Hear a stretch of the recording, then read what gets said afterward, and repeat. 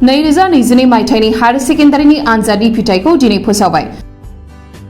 दिनै फोसावजानाय हायर सेकेन्डारिनि जोबथा आनजादाव रायजो नाङै आर्ट्स स्ट्रीमाव 89.48 जौखोन्दो, साइन्स स्ट्रीमाव 92.19 जौखोन्दो आरो कमार्स स्ट्रीमाव 81.24 जौखोन्दो फरायसाफोरा उथ्रिसार जानो हादों। बेबायदिनो दिनै फोसावजानाय हायर सेकेन्डारिनि जोबथा आनजादाव गुबुन गुबुन गोजौसिन फरायसालि आरो फरायसालिमाफोरनिफ्राय मोजां जौखोन्दोजों उथ्रिनो हानाय बायदिनो गफुर हालामनि सिङाव थानाय राजगड़नि डायमन्ड इंलिश स्कुलनिफ्रायबो बे बोसोरनि एचएस आनजादाव जोबोद मोजां उथ्रिसारनो हादों। बे फरायसालिनिफ्राय देग्लायसो गिबिसिन गासै 23 फरायसाफोरा एचएस जोबथा आनजाद लिरदोंमोन। बेनि गेजेराव 7 फरायसाफोरा सेथि, 11 फरायसाफोरा नैथि आरो 6 फरायसाफोरा थामथि थाखोआव उथ्रिसारनो हादों।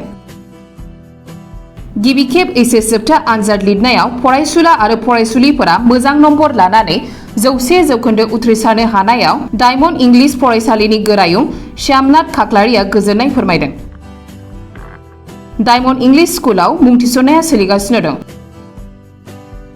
जुदि सोरबाफोर फरायसाफोरा मुं थिसननो गोसो दंबा खौरां लानानै मुं थिसननो हागोन होननानै फोरमायदों गोरायुं श्यामनाथ खाख्लारिया। गिबिसिनथाराव आङो डायमन्ड इंलिश स्कुल राजगड़नि जानानै इउनाइटेड निउज बा बड'सा आरो बड'लेण्ड रादाब, आर'नाइ रादाब, बर' 360 टीम नोंथांमोन साफ्रोमबो आङो गोसो गोरबोनिफ्राय गोजोननायखौ बावहरग्रोबाय। जोङो दिनै गोजोननाय मोन्दों जे जोंनि नोंथांमोन बुंनाय बायदिनो हायर सेकेन्डारि फाइनाल जा फार्स्ट बेट्समोन बियो फार्स्ट बेट्सआव जोंहा टटेल स्टुडेन्ट दंमोन 23 जन आरो 100% पास खालामदों जोंहा देग्लाय हायर सेकेन्डारिखौ। आरो जों जेरै आसा खालामदों बेबायदिनो मोन्दों। जों टेस्टनि भितराव जोंहा टटेल 6 जन फार्स्ट डिभिजन फैदों, बिनिफ्राय सासे स्टार फैदों आरो 11 जना सेकेन्ड आरो 6 जना थार्डआव फैदों। बे जायगा हिसाबै जों सान्दों जि रिजाल्टखौ मोन्दों जोङो जथेस्थ' जोङो मोजां जों रिजाल्टखौ लानानै टटेलि सेटिसफाइ। जों दाखालि हायर सेकेन्डारिनि सिगाङाव जि मेट्रिक रिजाल्ट मोन्दोंमोन बेयावबो जोंहा 100% जादोंमोन, 41 पास जादों आरो जोंहा फेल रेकर्ड गैफेरा।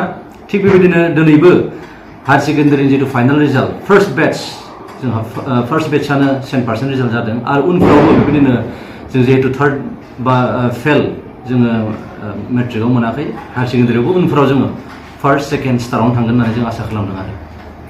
सारमोननि फरायसालियाव मेक्सिमाम बर' मिडियामनिफ्राय फैनाय स्टुडेन्टफ्रासो बांसिन फार्स्ट बेचआव दंमोन। दा माबोरैहाय गाइड खालामदों सारमोना?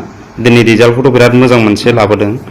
खोथाया सैथो, जोंनि बे क्लास 10 निफ्राय माखासे पास खालामनाय गथ'फ्रा साइन्सआव थांनायखाय जोंहा साइन्स जिहेतु गैयामोन, साइन्सआव थांनायखाय जोंहा माखासे सिदा भेकेन्सि जाना दंमोन, खालि जाना दंमोन आरो खालि जाना थानाय बायदियै जोङो गोबां खालि सिटफोरखौ बर' मिडियामाव पास जाना फैनाय गथ'फोरनो जों होनो हाबाय। आरो बर' मिडियामनिफ्राय पास जाना फैदोंमोनब्लाबो बिथांमोनखौ जोङो स्पेसियेल इंलिसाव स्पेसियेल गाइडेन्स लानानै जिबायदि जोङो केयार खालामबाय आरो बेबायदिनो बर' मिडियामनिफ्राय फैनाय गथ'फ्राबो इंलिसाव जथेस्थ'खिनि इमप्रुभ जानायखौ जों मोनबाय। आरो बेबायदिनो बर' मिडियामनिफ्राय फैनानै फार्स्ट डिभिजन बा एबाव 70% लानानैबो पास खालामनो हाबाय बर' मिडियामनिफ्राय। बेखौ जोंहा गोजोननाय दं आरो।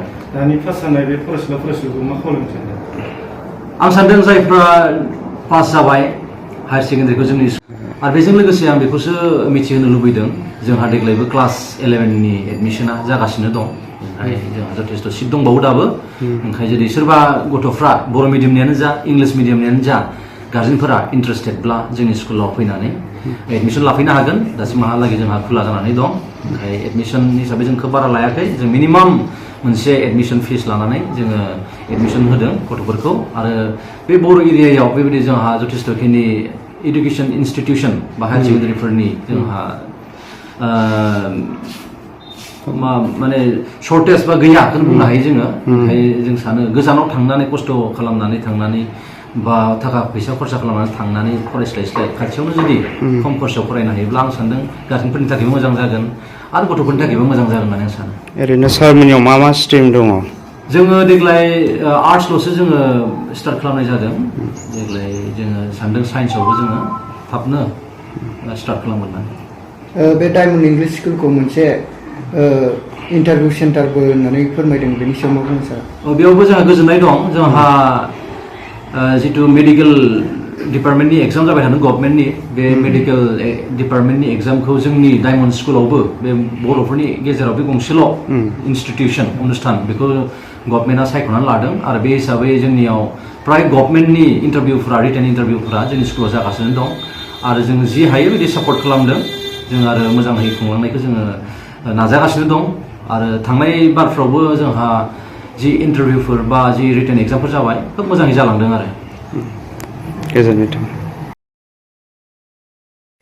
नोंथांनि जि सानै फिसाजोआ दिनै नैबे हाई सेकेन्डारि स्कुलाव खोब मोजां मोनसे रिजाल्ट लाबोदों बे समाव नोङो आदैया मा बुंनो सानदों गिबियाव गार्जेन हिसाबै दा आंथ' मा बुंगोन जि समाव जोंनि फिसाजोफ्रा मेट्रिक पास जादोंमोन बे समाव कर'नानि लकडाउन जानायनि जाबजों गोबां उसुबिदायाव गोलैदोंमोन थिग बे समावनो डायमन्डआ क्लास 11 हायार सेकेन्डारिखौ खुलिना होनानै जोंहा गोबां सुबिदा जादों जेरावनाखि बेयाव एडमिसन लानानै आंना फिसाजोआ सानै जुरुआ बे सानैबो मेट्रिकआव फार्स्ट डिभिजन खालामदोंमोन बर' सनापुर बर' हाइ स्कुलाव फरायनानै दा बेयाव डायमन्डआव फरायनानैबो दा फार्स्ट डिभिजन खालामदों स्टेन्डखौ मारिनो हायाखिसै होमबाबो आं गोजोननाय मोन्दों बे फरायसालिनि बर' मिडियाम फरायनानै इंलिस मिडियाम फरायफिनदों औ